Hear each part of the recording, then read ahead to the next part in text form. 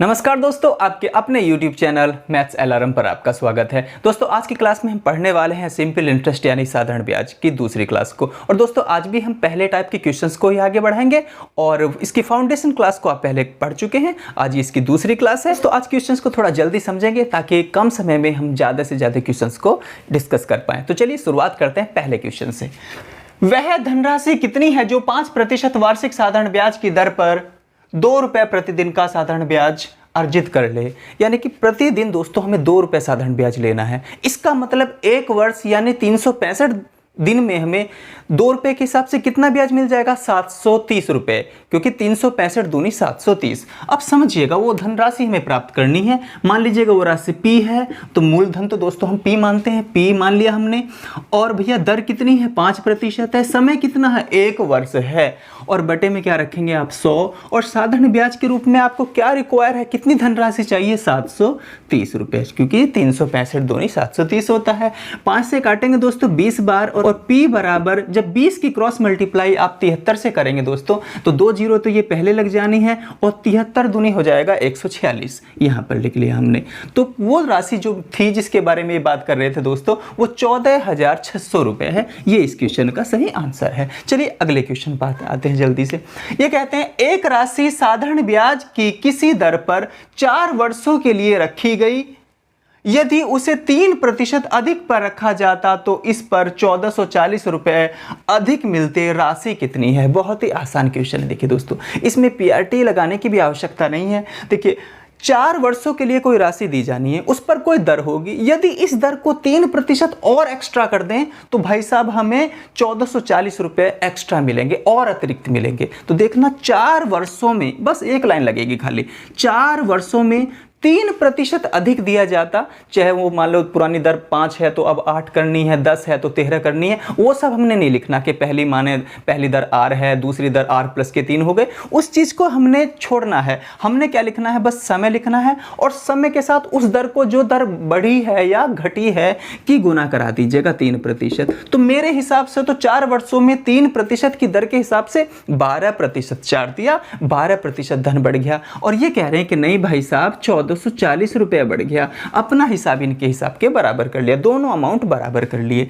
तो 12% बराबर 1440 रुपये हो गया। 12 से काटेंगे 144 को, तो कितनी बार भाई साहब? 12 बार कटेगा, यानी कि 120 है। देखिए 12 से 144 12 बार कटेगा, एक जीरो यहाँ लगी है, यानी कि 1% की वैल्यू 120। तो दोस्तों 100% की वैल्यू कितनी हो गई? 12,000 रुपये। 2 जीरो और लगा दिया, यानी कि दोनों और 100 से गुना कर लिया। यानी कि वो राशि जिसकी वो बात कर रहे हैं वो अमाउंट, वो धनराशि 12,000 रुपये था। यही हमारे क्वेश्चन का आंसर है। चलिए अगले क्वेश्चन की ओर बढ़ते हैं। एक व्यक्ति 5,000 रुपये 2 वर्षों के लिए 4% साधारण ब्याज की दर पर उधार लेता है। वह तत्काल इसे किसी दूसरे व्यक्ति को 6 से 1/4% वार्षिक साधारण ब्याज पर 2 वर्ष के लिए उधार दे देता है। इस सौदे में उसका लाभ ज्ञात कीजिए। अब देखना दोस्तों, ये 4% की दर पर पैसा उधार लाता है और 6.25% की दर पर उधार दे देता है। तो इस पूरे सौदे में लाभ तो ये वसूली कमा रहा है। अब इसको हम 2 तरीके से कर सकते हैं। पहला तरीका तो ये है भाई साहब, मूलधन ये लें, समय ये रहा और दर ये रहा, यहाँ पर साधारण ब्याज देख लें कितना मिल रहा है। दूसरी बार मूलधन तो 5,000 रुपये है और समय भी 2 ही वर्ष है, और दर इस बार बढ़कर है जिस पर ये उधार दे रहा है।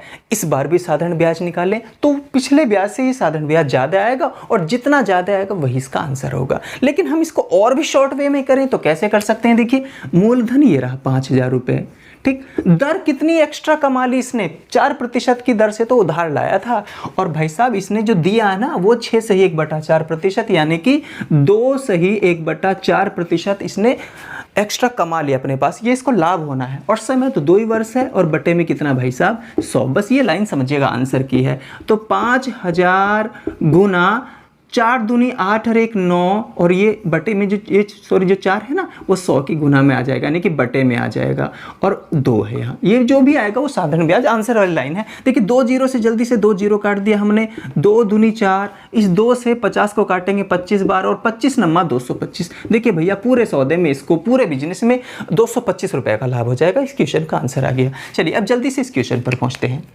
2 बराबर राशि क्रमशः 7% और 5% के साधारण ब्याज पर उधार दी गई दोनों राशियों पर 4 वर्षों में कुल 960 रुपए का ब्याज मिलता है। राशि ज्ञात कीजिए। राशि कितनी है, वो अमाउंट कितना था, वो दोनों बराबर राशियां कितनी थी। जल्दी से करते हैं इसको भी। हम मूलधन कुछ नहीं मानेंगे दोस्तों, हम सीधा सीधा इसको बहुत शॉर्ट वे में जैसे क्वेश्चन नंबर 2 किया था ऐसे ही करेंगे। देखना 7% की दर से 4 वर्षों में कितना साधारण ब्याज मिल जाएगा, 7 चौक 28% मिल जाएगा, समझिएगा। और 5% की दर से फिर 4 वर्ष में कितना मिल जाएगा, 5 चौक 20 मिल जाएगा।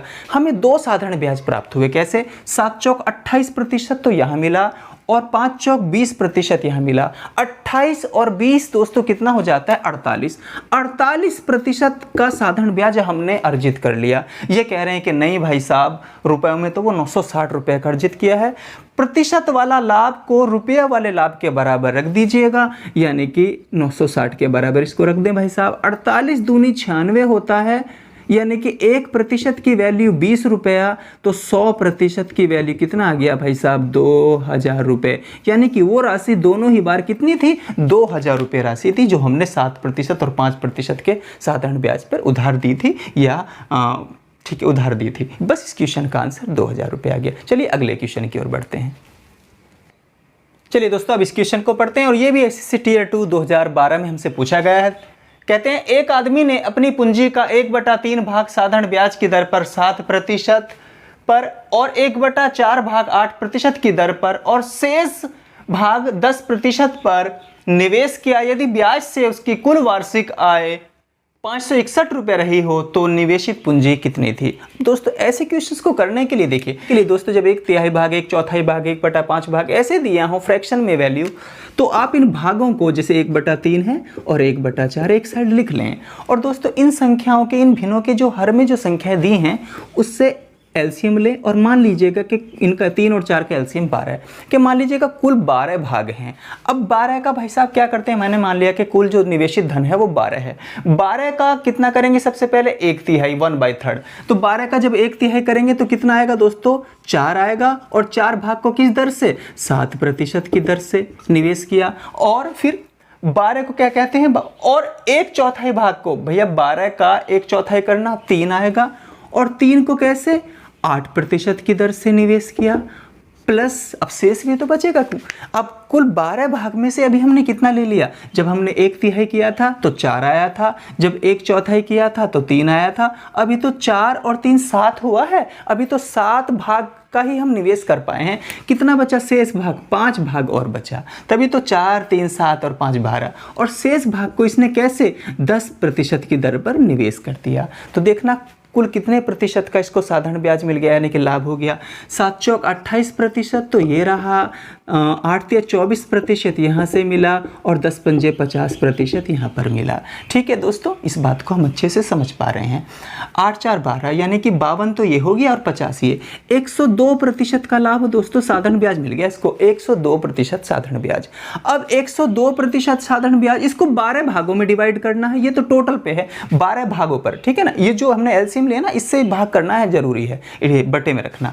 तो इसको 12 जगह अलग अलग बांटिएगा। मेरे हिसाब से तो कुल लाभ इतना हो जाता है दोस्तों, कुल लाभ इतना। और ये कहते हैं कि नहीं, ये 561 रुपये का पूरा कुल वार्षिक आय जो है 12 के 12 भाग पर वो कितना है, 561 रुपये है। इनको बराबर रख लिया हमने। हम देख रहे हैं दोस्तों, ये 2 से काटिएगा, यहाँ पर 6 आएगा, 2 से काटेंगे तो 51 आएगा, और 51 से 561 को काटेंगे तो कितना बनेगा दोस्तों, 51 51 5 बना, फिर 51, यानी कि 1% की वैल्यू हम देख पा रहे हैं 11×66। ठीक, शायद कैलकुलेशन आपको समझ में आ गई, उम्मीद करता हूँ। देखिए 2 से काटेंगे तो 102 51 बार कटेगा, ये 12 6 बार कटेगा, और फिर 51 से जब हम 561 को काटेंगे तो ये 11 बार जा रहा है, और 11×6 66, 1% की वैल्यू 66, तो भाई साहब 100% की वैल्यू कितनी होगी, दोनों तरफ 100 से गुना 6600। यही इस क्वेश्चन का आंसर हो जाता है। तो आई होप ये क्वेश्चन भी आपको बहुत अच्छे से समझ आया। यही कह रहे थे कि बताइए निवेशित पूंजी कितनी थी, तो 6600 रुपये का निवेश किया था। चलिए अगले क्वेश्चन की ओर बढ़ते हैं।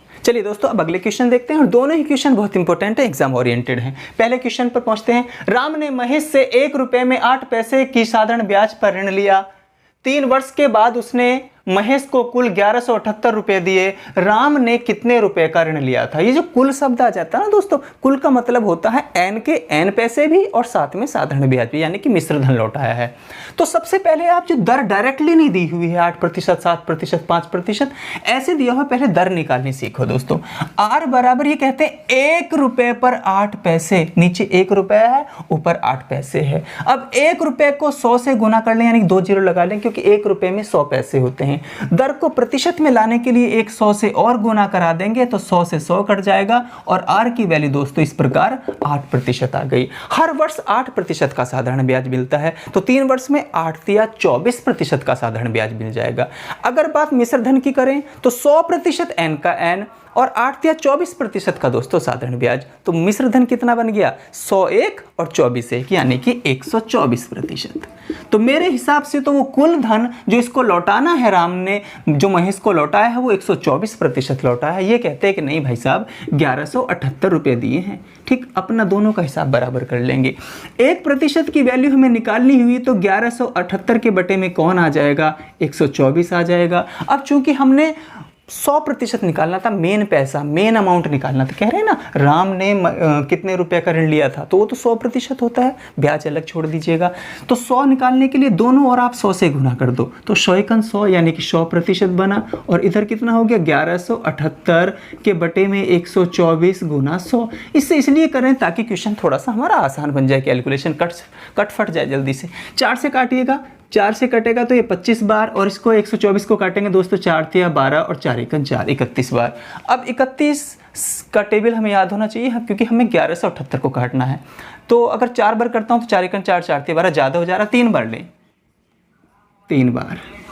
अब एक दोस्तों 31 तिया होते हैं 93, 31 तिया 93 और ये 117, तो 7 तो बचे वो और 17 ये 24 बच गए, और 24 हैं और 8 पीछे, यानी कि हो गया ये इस तरीके से, ये बचा 24 शेष बचा, 3 बार टेबल काटने से 8 पीछे 248। अब 31 का टेबल कितनी बार जाएगा, 8 बार, 8 का 8, 8 24, यस पूरे कितनी बार, 8 बार। यानी कि दोस्तों ये 8 है, मैं सही से लिख देता हूँ 8। तो 100% बराबर हो जाएगा, यानी कि जो अमाउंट लिया था राम ने वो हो जाएगा 38 गुना 25। अब 25 अट्ठे 200 की 0, हासिल लगे 20 और 25 थी 75 और 20 95। ठीक, 950 रुपये लिए थे भाई साहब ऋण के रूप में। ठीक, ये क्वेश्चन का आंसर आ चुका है। अब इस क्वेश्चन को देखते हैं दोस्तों। 2665 रुपए की राशि को 2 भागों में इस प्रकार उधार दिया गया कि प्रथम भाग पर 3% की दर से 8 वर्ष का ब्याज तथा दूसरे भाग पर 5% प्रति वर्ष की दर से 3 वर्ष का ब्याज बराबर है। तो दोनों भाग ज्ञात कीजिए, या पहला भाग ज्ञात कीजिए, दूसरा भाग ज्ञात कीजिए। तो दोस्तों इस प्रकार के क्वेश्चंस को करने की बिल्कुल यूनिक टेक्निक आज मैं आपके साथ शेयर करने वाला। देखिए यहाँ पर जो भी अमाउंट लिखा है सबसे पहले आप उसको लिख लें 2665। इस यहाँ से 2 तीर के निशान है, किस तरीके से 2 लाइन खींचे आप, यहाँ पर लिखें पहला भाग और यहाँ पर दूसरा भाग। अब देखना दोस्तों 3% की दर से पहले भाग को कैसे देता है, 3% की दर से 8 वर्ष का साधारण ब्याज। अरे भैया 3% की दर से 8 वर्ष का साधारण ब्याज, यानी कि 3 अट्ठे 24, 24% का साधारण ब्याज मिलेगा। दर की गुना समय से कर लो, 3 अट्ठे 24, डायरेक्ट लिख दो ये बात, यहाँ 24% का साधारण ब्याज यहाँ मिलेगा। और दूसरा भाग कैसे है, 5% प्रति वर्ष की दर से 3 वर्ष का, यानी कि 5 तिया 15, इन दोनों की गुना करो, ये 15%। ठीक, अब क्या करना है, जब भी ब्याज को बराबर, जब भी ये लाइन आ जाए कि पहले भाग पर मिला ब्याज और दूसरे भाग पर मिले ब्याज के बराबर हो, तो दोस्तों सबसे पहले आपको ये लाइन ऐसे क्रॉस करनी है इधर, यानी कि 24% तो यहाँ आ जाएगा और भाई साहब 15% यहाँ पर आ जाएगा। ठीक, अब ये किसी टेबल से कटती हो तो काटिएगा जरूर। तो भाई साहब ये कट रही, 3 अट्ठे 24 और 3 पंजे 15, यहाँ पर 5 आया और यहाँ पर 8 आया, और कुल कितना हुआ 13।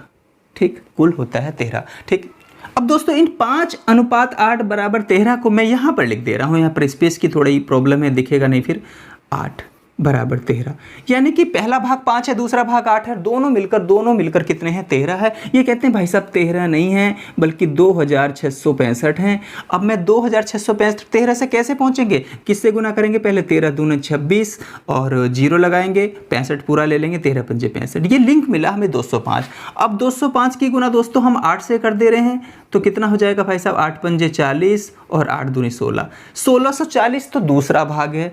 पहले की बात मैं करूं तो इसको भी 205 से गुना करिएगा, 5 पंजे 25 और 5 दूनी 10, 1025 पहला भाग है। तो देखिए ये कह रहे थे कि बताइए 2665 को कैसे कैसे बांटा गया। अगर पहले भाग की बात करेंगे तो 1025 रुपये, दूसरे भाग की बात करेंगे तो 1640 रुपये। ये क्वेश्चन का सही से आंसर है दोस्तों। शॉर्ट में इस टाइप से इस मेथड से क्वेश्चन हो जाता है और कोई प्रॉब्लम कोई क्वायरी नहीं रह जाती। चलिए अगले क्वेश्चन की ओर बढ़ते हैं। चलिए दोस्तों अगला क्वेश्चन पढ़ते हैं। ए 800 रुपये 12% वार्षिक साधारण ब्याज की दर से उधार लेता है तथा बी 910 रुपये 10% वार्षिक ब्याज की दर से उधार लेता है। कितने वर्ष के बाद समय पूछा है। उनके ऋण के मिश्रधन बराबर हो जाएंगे। मिश्रधन बराबर हो जाएंगे मतलब दोस्तों मूलधन प्लस के उस पर बनने वाले साधारण ब्याज को जब जोड़ते हैं तो वो मिश्रधन हो जाता है। तो देखिए ए और बी के मिश्रधन को हमें बराबर करना है और समय निकालना है। तो ए को देखने भाई साहब 800 रुपये, तो इसके एन के एन है जो जेब से इसने ऋण के लिए दिए हैं, और इसको 800 रुपये पर मान लीजिएगा टी वर्ष बाद, और दर कितनी है 12% बटे 100। ये भाई साहब इसका साधारण ब्याज आएगा। मान लो टी वर्षों बाद दोनों के मिश्रधन बराबर हो जाएंगे। ये हम सपोज कर रहे हैं कि मान लीजिएगा टी वर्ष के बाद ऐसा होने वाला है कि बी का देखो, बी का डाटा इधर लिख रहे हैं 910 रुपये, तो इसके एन के एन है, और 910 रुपये पर टी वर्षों बाद 10% की दर से जो साधारण ब्याज मिलेगा, इससे ये वाला ए का मिश्रधन ये ए के लिए लिखा है और ये बी के लिए लिखा है, दोनों मिश्रधन आपस में बराबर हो जाएंगे और यहाँ से हम टी की वैल्यू सॉल्व करके बहुत तेजी से निकाल लेंगे। देखिएगा अब 2 जीरो से ये 2 जीरो कट जाते हैं, इन 2 जीरो से भी ये 2 जीरो कट जाते हैं। ये बना 800 प्लस के 12 अट्ठे 96 टी, और यहाँ पर बनता है 910 प्लस के 91 टी। ठीक है, यहाँ पर बहुत आसानी से इसको कर ले जा रहे हैं। पक्षांतर कर लें, ये 91 टी आके 96 टी में से घटेगा तो दोस्तों इधर 5 टी आ जाएगा।